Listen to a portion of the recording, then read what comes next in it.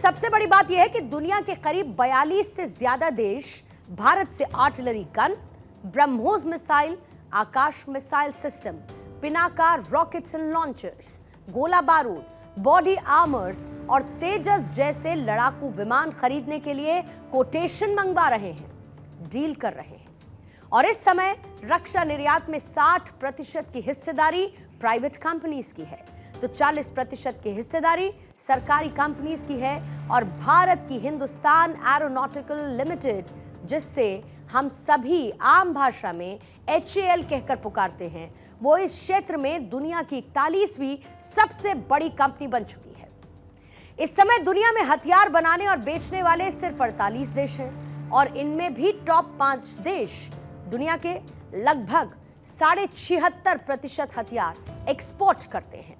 यानी कि ये 5 देश ही दुनिया में 76% हथियार बेच रहे हैं, जिसमें अमेरिका का 40%, रूस 16%, फ्रांस 11%, चीन 5.2%, जर्मनी 4.2%। और जब ये सभी को हथियार बेच देते हैं, तब दुनिया में बाकी का जो स्पेस बचता है वो सिर्फ है 24% का। अब आप जरा बड़े ध्यान से सुनिएगा। दुनिया में एक वक्त आया जब दुनिया बहुत तेजी के साथ आगे बढ़ी। उस समय हम बंटवारे, गरीबी, सियासत, इन सभी चीजों में उलझे रहे और पीछे रह गए। लेकिन अब वक्त बदल रहा है। यहां पर प्रधानमंत्री नरेंद्र मोदी की डिप्लोमेसी को भी हमने डिकोड किया। मैं PCR से कहूंगी कि एक बार फिर वो आंकड़े जरा स्क्रीन पर रखें जहां पर हमने हथियार खरीदने वाले देशों का जिक्र किया था। अब आप एक बार फिर इन आंकड़ों को देखिए। ये कौन से देश हैं?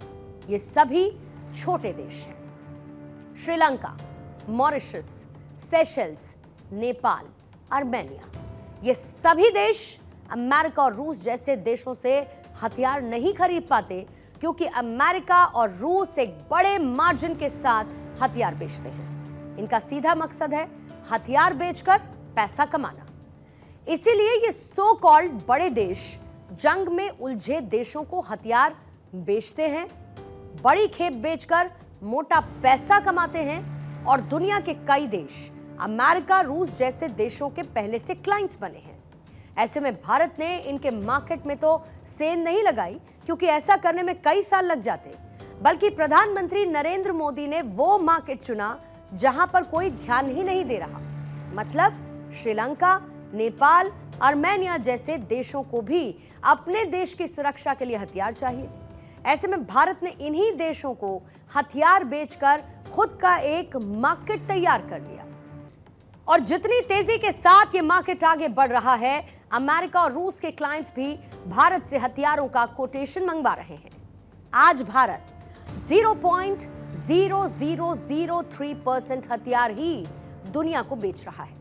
लेकिन ये शानदार शुरुआत है। जैसे कि क्रिकेट खेल की शुरुआत तो अंग्रेजों ने की थी। एक वक्त था जब उनके गेंद, बल्ले, चौके, छक्के को हम देखा करते थे, लेकिन जिस दिन हमने बल्ला उठाया, आज हम कहां हैं पूरी दुनिया जानती है। आज पूरी दुनिया को गेंद बल्ला हम ही खिला रहे हैं। जहां पर कांग्रेस की सरकार में हम 10 सालों में सिर्फ 3,400 करोड़ के हथियार बेच पाए थे, तो मोदी सरकार में हम सिर्फ इस साल 35,000 करोड़ से ज्यादा के हथियार बेचने जा रहे हैं। जहां पर हमने इतनी बड़ी मार्केट क्रिएट कर दी, इसका मतलब यह है कि अब हमने हथियार उठा लिए हैं। किसी के नुकसान के लिए नहीं है, बल्कि सुरक्षा के लिए। अब दुनिया के तमाम देश अपने देश की सुरक्षा करेंगे। शास्त्र उनका हो सकता है, लेकिन शस्त्र हमारा यानी कि भारत का होगा। अब इस पूरी कहानी को हम एक दूसरे एंगल से देखते हैं और समझते हैं।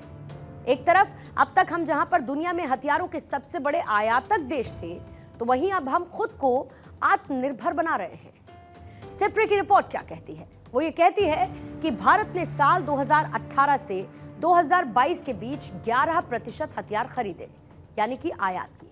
और जब इसी आंकड़े को हम साल 2013 से लेकर 2017 तक खरीदे गए हथियारों के साथ तुलना करते हैं, कंपेयर करते हैं, तो ये पता चलता है कि हथियारों के आयात में 11% की कमी भी आई है। ऐसा इसीलिए क्योंकि भारत अब खुद हथियार बना रहा है जिसका इस्तेमाल खुद हमारी सेना कर रही है।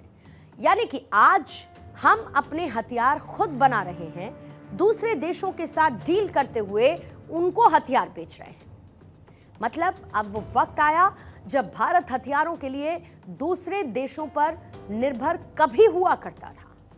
प्रधानमंत्री नरेंद्र मोदी के नेतृत्व वाली कैबिनेट कमेटी ऑन सिक्योरिटी यानी कि सीसीएस ने स्वदेशी स्टेल्थ फाइटर जेट को मंजूरी दे दी। 5वीं पीढ़ी का यह विमान एडवांस मीडियम कॉम्बैट एयरक्राफ्ट यानी कि एमका प्रोग्राम के तहत बनेगा और इसके लिए 15,000 करोड़ रुपए अप्रूव किए गए हैं। इसके बनने से चीन और पाकिस्तान की हालत खराब हो जाएगी। बीते 10 वर्षों में भारत ने अपना लड़ाकू हवाई जहाज बनाया है। भारत ने अपना एयरक्राफ्ट कैरियर बनाया है। C-295 ट्रांसपोर्ट एयरक्राफ्ट भारत में बनाए जा रहे हैं। आधुनिक इंजन का निर्माण भी भारत में होने वाला है। और आप जानते हैं, कुछ दिन पहले ही कैबिनेट ने एक और बड़ा फैसला लिया है। अब 5th जनरेशन लड़ाकू विमान भी हम भारत में ही डिजाइन, डेवलप और मैन्युफैक्चर करने वाले हैं।